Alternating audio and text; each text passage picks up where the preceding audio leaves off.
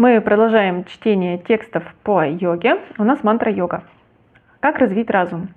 Развитие разума можно начинать с развития речи. Например, вы хотите начать изучать иностранный язык или какой-то раздел высшей математики. И вы читаете, но никак не можете понять смысл. Существует практический прием. Читать то же самое вслух и громко, и вы сразу поймете разницу.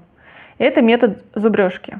При упоминании этого метода возникает образ средневековых учебных заведений, где лежат розги и студенты вслух зубрят какую-то науку.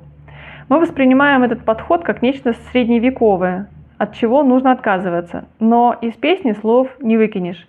Так доходит лучше. Речевой центр и центр разума очень сильно связаны друг с другом.